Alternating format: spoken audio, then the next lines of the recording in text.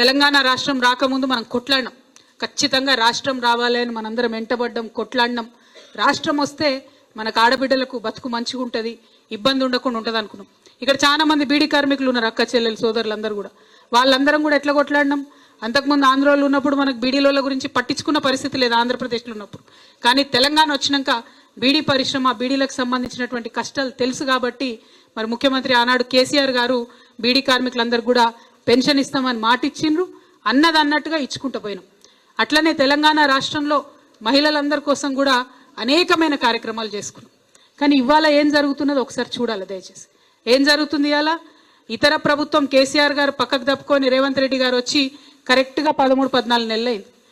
Crime rate 20% పెరిగింది. Crime rate 20% పెరిగింది. మహిళలు ఎక్కడ కూడా సేఫ్గా ఉన్నామా, ఇంటికి పోతామా అనేటటువంటి పరిస్థితి ఉన్నది.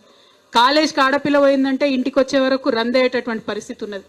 శివారు ప్రాంతాలలో ఎవరైనా ఇల్లు కట్టుకొని ఉన్నారంటే దొంగలు ఎప్పుడు పడి ఉన్నది దోసుకపోతారు అనేటటువంటి పరిస్థితి ఉన్నది. ఇవాళ పొద్దున్నే మళ్ళా లొల్లి ఏంటిది? శివాలయంలో ఎవరో తీసుకుపోయి ఏందో వేసిరట హైదరాబాద్లో, ఓల్డ్ సిటీలో. కథం షురు. 10 ఏళ్లలో ఎప్పుడన్నా విన్నారా అమ్మ ఇటువంటి? ఎవరన్నా హిందూ ముస్లిం అని కొట్టుకున్నారా కేసీఆర్ సార్ ఉన్నప్పుడు? ఒక్క కమ్యూనల్ వైలెన్స్ ఇన్సిడెంట్ కాకుండా 10 ఏళ్ళు మనం భద్రతగా కాపాడినాం.